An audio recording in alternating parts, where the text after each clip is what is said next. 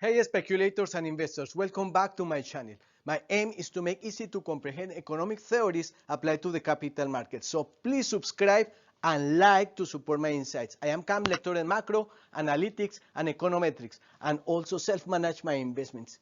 Today, we are diving into the interplay between dynamic aggregate demand and dynamic aggregate supply, that and that, and how they can shape our market analysis. How are you feeling with so much speculation about the Fed's rate cuts? This is really the hair of the dog that bites you. So be careful out there with your investments. Why the title? The Fed looks ready for a dangerous cocktail of dovish policies, low interest rates, with conflicting opinions about achieving stability and controlling inflation. Will their cocktail help to reduce the stocks and bonds euphoria? Possibly not. The recklessness speculative party highlights the stock market's wild spirits and volatile economic uncertainties. Speculative activities can go overboard, leading to economic hangovers. The questions that we will answer are: how do interest rates influence consumer behavior in terms of income and substitution effects? Who are the squeezed households and businesses? What is the trajectory of growth and inflation versus inflation and the challenges for 2024? What can be my playbook for the markets? And yes, the key concepts that we will cover are income effect, substitution effect, the DAS model, dynamic aggregate demand, dynamic aggregate supply model, and the interaction between demand and supply focusing on inflation targeting. Why this matters? Analysts often focus on demand fluctuations but ignore supply. And the reality is that we need both to get to know what is the state of the economy. So buckle up. We are about to explore how these elements influence everything from your groceries to your investments. Let's dive in. Our problems begin here. This graph is showing real GDP versus the GDP deflator from 2019 to 2023. The prices are 2012 prices. Look at the huge cost in terms of real GDP for the pandemic. Yes, this is how we started, and these are the costs of the pandemic. Yes, and you can see here that the inflation problems. Well, first of all, that the pandemic cost around $2 trillion. If we look at the recovery up until more or less here, yes, and the inflation problems coming from the Feds and the hesitation to increase the interest rates were exacerbated by Putin's Ukraine war here from 2022 quarter one. Yes, you can see how this slope increase. This curve should have a 2% slope, which is actually the inflation target. So what we are seeing in 2019 is steady growth and prices. So we can see that here. In 2020, COVID hits hard. You can see the $2 trillion costs. Yes, it could have been worse if the Fed would not have done anything. Economy in 2021, the economy starts bouncing back. Yes, and GDP goes up. Starting the markets start to accelerate. In 2022, 2023, we have a strong growth, but with inflation, both GDP and prices keep climbing. The aggregate demand, aggregate supply model uses the GDP deflator, as you can see here in the y-axis, in combination with the real GDP in the x-axis. A higher deflator means more inflation. The model also uses real GDP as indicator of economic output. Higher GDP means more growth. The takeaway, we went from a stable growth through a pandemic crash to a strong recovery while rising inflation. This graph shows the U.S. economy roller coaster and where it is heading. I will now explain and use the model.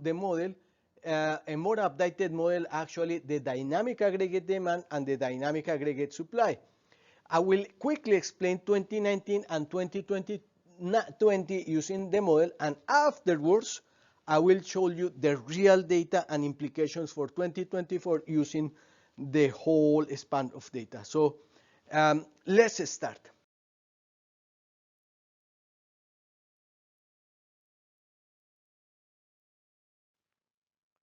Okay, so key points.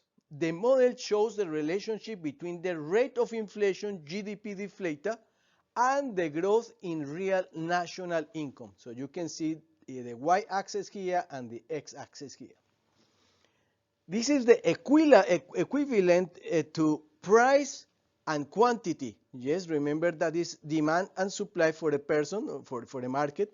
For the whole economy is then the price level, inflation, and the real GDP. We use the GDP deflator because it's a good measure for the whole economy rather than CPI or PPI, which is like a smaller basket of goods. Okay, right. The difference with the previous graph is that we are using growth rates. So we are calling this model dynamic for that reason. When dynamic aggregate demand intersects with dynamic aggregate supply, thus the economy is in equilibrium, as you can see here in point A. If that shifts to the right, it can lead to higher output and inflation. In such situation, the central bank increases the interest rates to control demand and shift the curve backwards to equilibrium, yes, at point A, and hit the inflation target of 2%.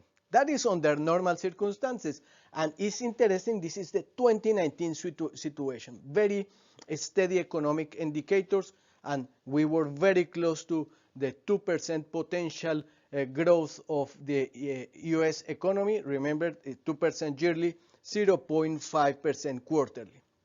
So the position and slope of the DAT and DAS curves are crucial for determining how changes in demand affect inflation and output. Okay, imagine the DAT and the DAS as dancing partners. When the DAT leads the moves, so the intersection, the DAS reacts. Yes, so they are dancing partners. The intersection of these curves tell us where the economy is balancing out. This curve represents very well 2019 before the pandemic. The economy was stable, no significant shocks, and showing minor fluctuations around the target rate 0.5% per quarter. This is because the inflation, the target inflation rate is 2% yearly.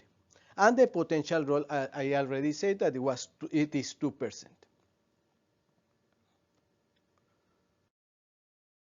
Okay, so in 2020 quarter one, I'm going to continue with 2020, and then I will show the whole array of data. In 2020 quarter one, the economy was receiving early effects of the COVID-19 pandemic. In my personal opinion, the supply got more inelastic, and yes, this is 2019.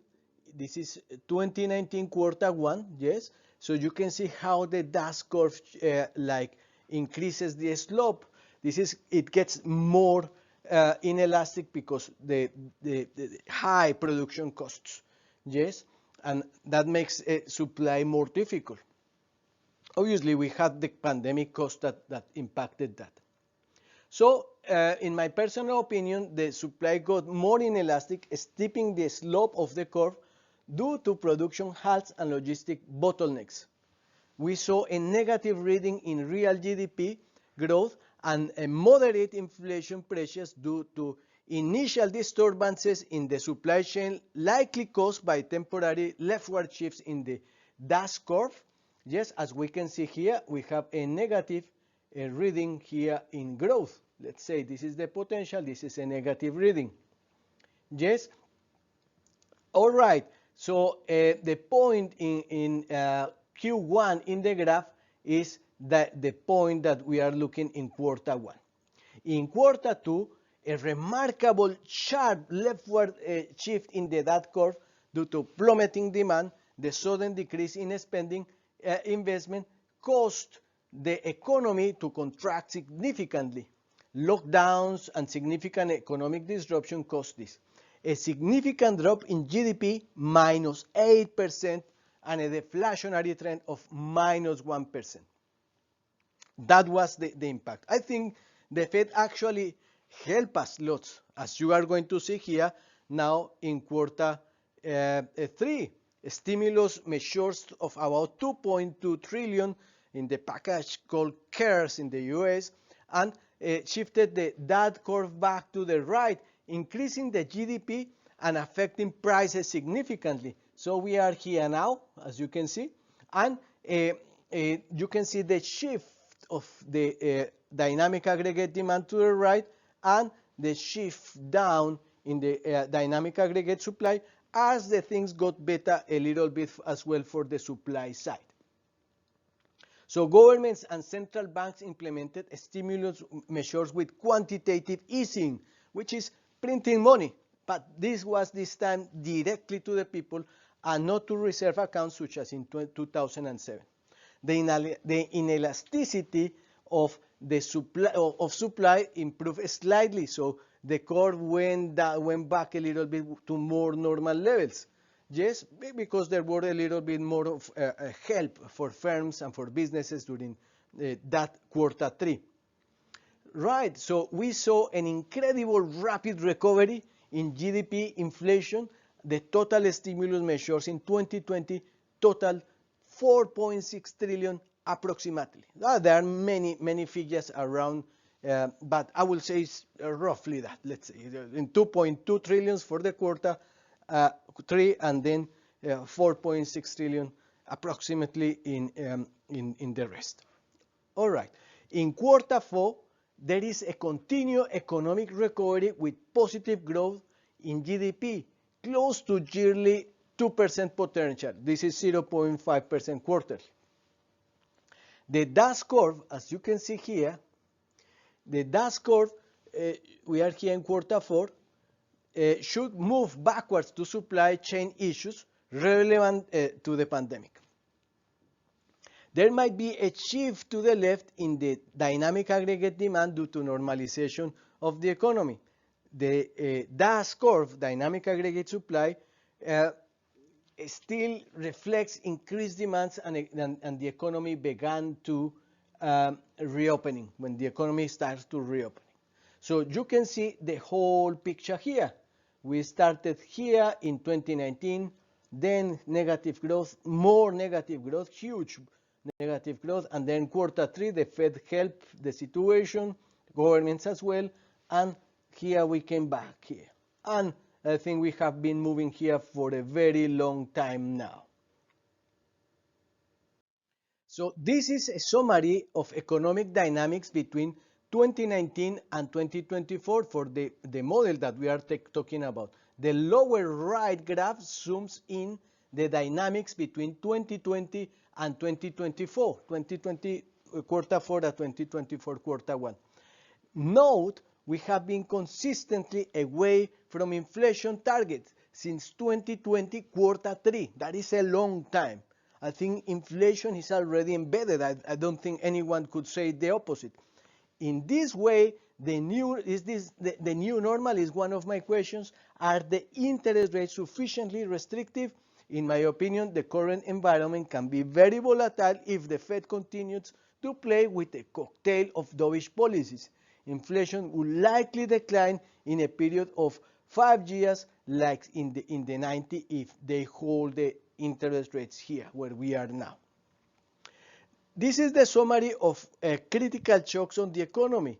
In 2019, economic stability, 2020, the COVID pandemic, supply chain disruptions, labor market shocks, and the U.S. government enacts the CARES Act, providing around 2.2 trillion in stimulus. In 2021, recovery driven by stimulus, demand pull inflation, and commodity prices shocks. The economy starts recovering with rising inflation due to pent-up demand and supply chain issues. In 2022, the Federal Reserve begins increasing interest rates in March to combat inflation. This is very important. And we had as well the Russia-Ukraine war, which impacted commodities and made everything, I think, the inflation a little bit worse. So interest rate increased. The Fed began to write hikes in March 2022. In 2023, we had stabilization with improved labor markets and stable commodity prices. The Biden administration fiscal policies focused on infrastructure, social programs, and contributed to fiscal deficits, but fostering growth. In 2024, we got a new stable equilibrium with controlled inflation and steady growth, supported by technological advances, in my opinion, AI and efficient policies. This period highlights importance of policy interventions in stabilizing the economy amidst various shocks. But look at this.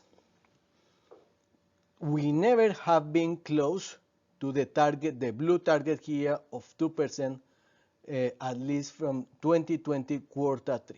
We are moving around here, which is actually very close to the potential, but we never have hit the target. The source of the data is the Bureau of Economics Analysis and reflects the interplay between demand and supply shocks. My conclusion is that the economy continues to experience both, or will continue in 24 to experience both demand pull inflation from previous quantitative easing and fiscal policies going on, fiscal deficits, and cost push inflation, and I think this is important, coming from a trading decoupling process. Example of this is China and Russia. And also demand pull inflation and cost push inflation generates an entrenched inflation, which is very difficult to defeat. And I think we are already there.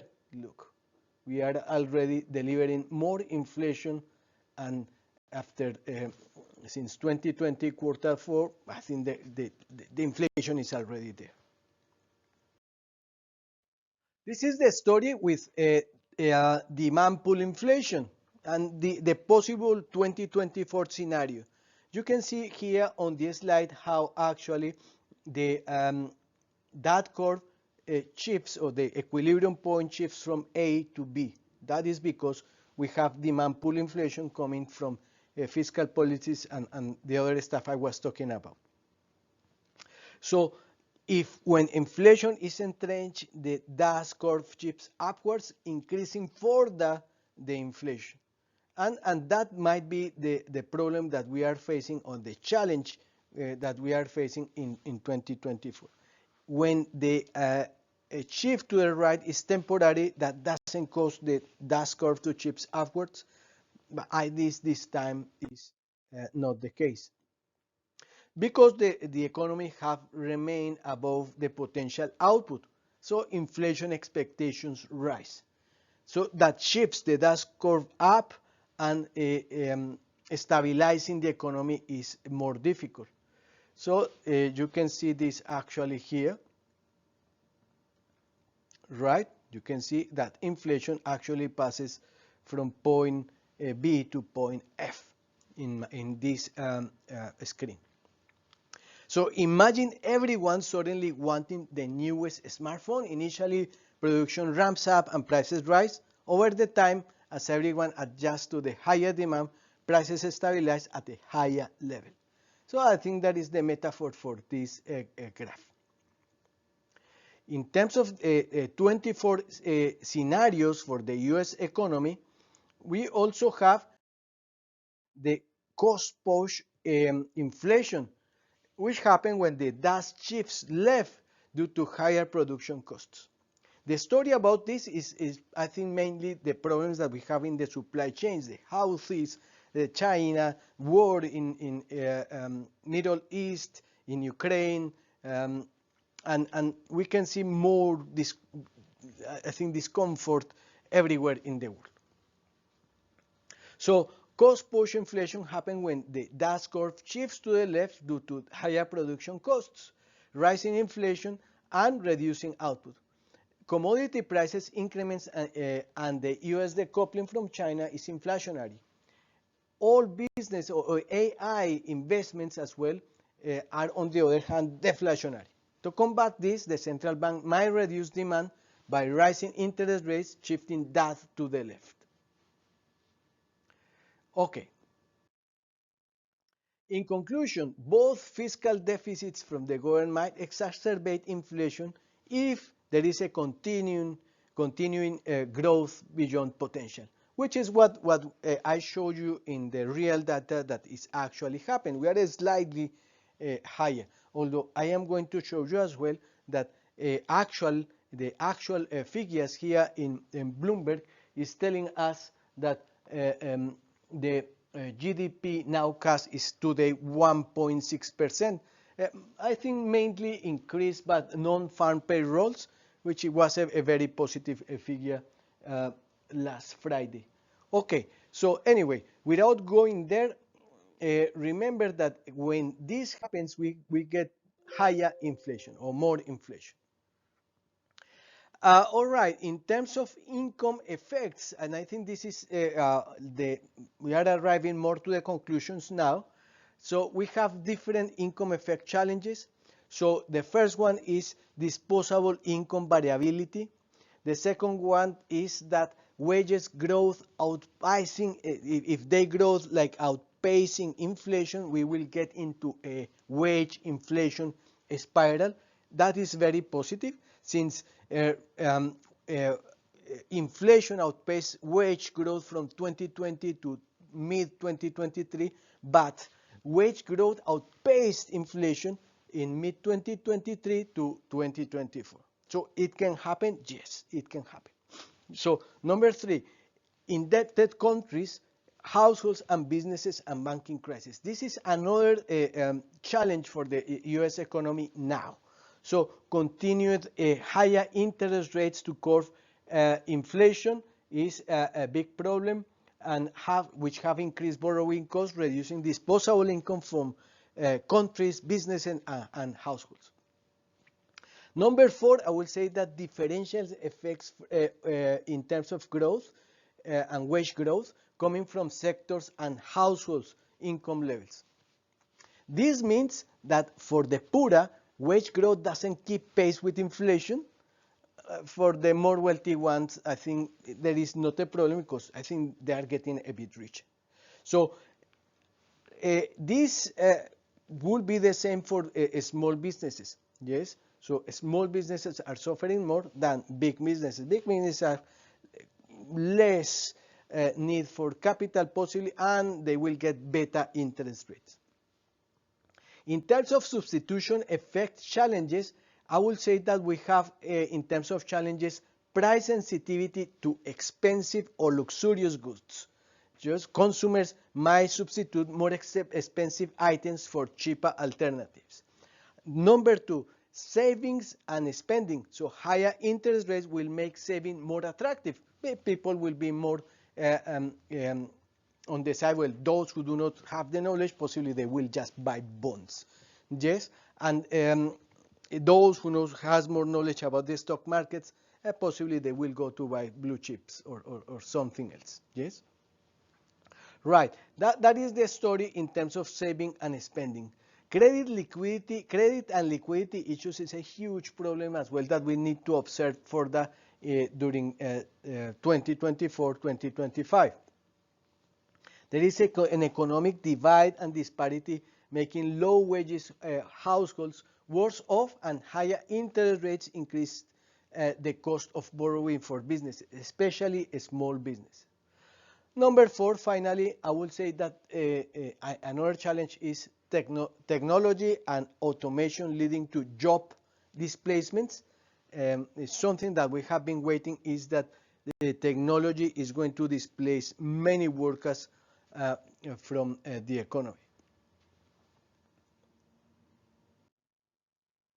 Okay, in conclusions, there are households and sectors more affected by the recent Fed's government actions on sticky inflations.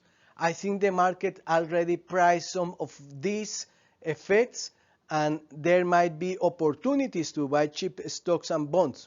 I think everything depends on whether the Fed will be dovish or hawkish. In other words, if they will decrease, hold, or increase interest rates. in the market's view, the Fed is closer to decrease the interest rates or a dovish stance. So that's why I call this video a cocktail of dovish policies, which might be dangerous, that can increase inflation. On the other hand, consumers and consumer-intensive sectors with higher interest rates increase borrowing costs for mortgages, auto loans, credit cards, and this reduces disposable income, especially for middle and lower income households. So consumers face higher monthly payments on existing loans and may delay purchases, purchasing big-ticket items. Okay, home buyers and home owners. So higher or lower mortgage rates make buying homes more expensive or cheap. Affordability is a key issue. Existing homeowners with variable rate mortgages are at high risk. I will say in terms of small businesses that higher borrowing costs affect businesses' investment in new projects, expansion, and hiring. I think this might be priced already in the small caps. And actually, if the rates decrease a lot, there might be a very good investment, a very good call to go for small caps, which have been decreasing a lot this year. Are we sure that this is a good call? That is difficult to tell. It depends the pace at which the Fed decreases the interest rates, which I believe is not the moment. As you can see, we still have a lot of inflation coming from different policies.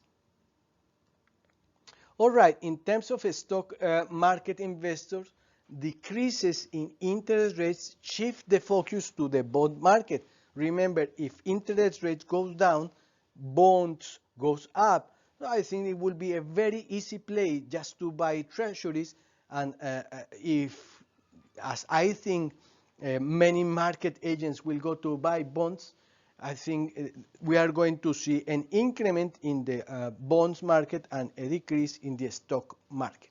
So I think these are dangerous moments, in my opinion. So there might be still some disquiet in the markets if the interest rates actually go down.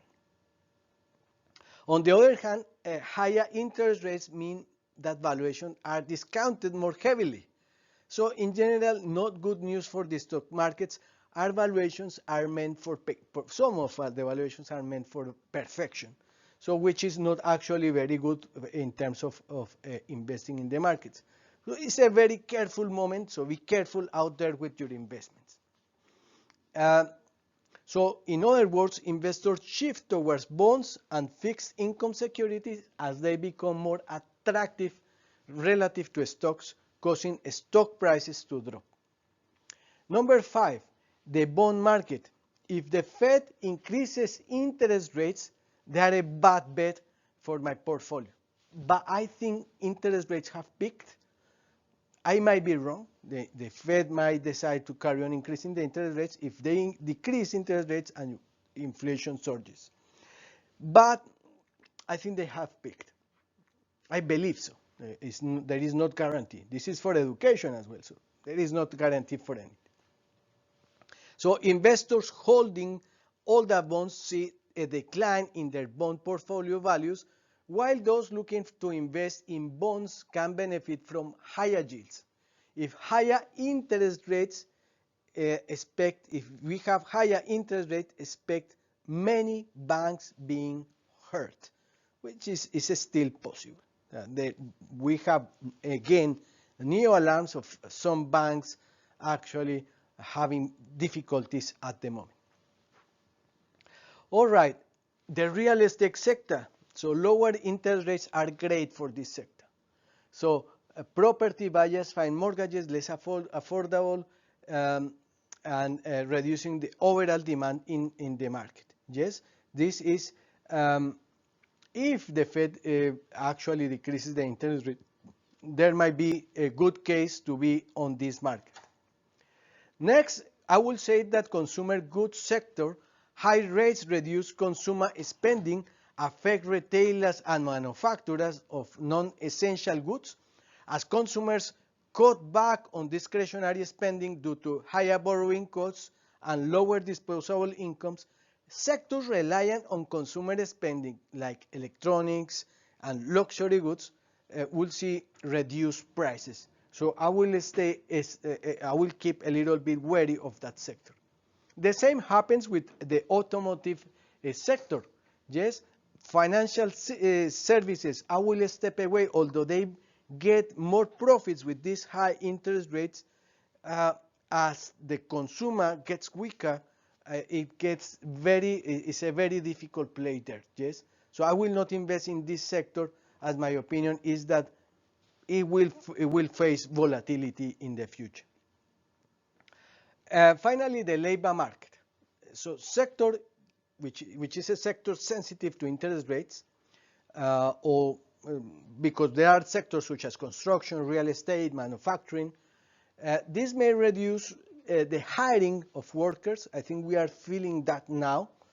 Yes, I will not invest in companies related to this sector at the moment. Okay, so the big conclusion is that the recent Fed and government actions to combat sticky inflation have widespread impacts affecting various sectors of the economy, demographics, and in different ways.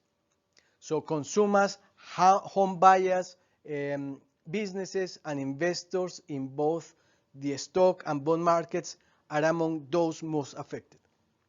So understanding the dynamics of dynamic aggregate supply, dynamic aggregate demand is actually very important to understand where we are now and to navigate the current economic environment and making more informed financial decisions.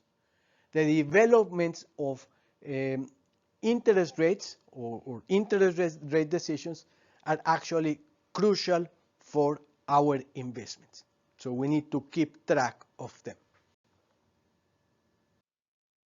So that's it for today.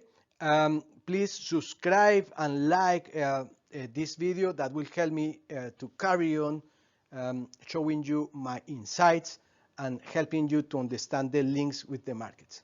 See you in my next video.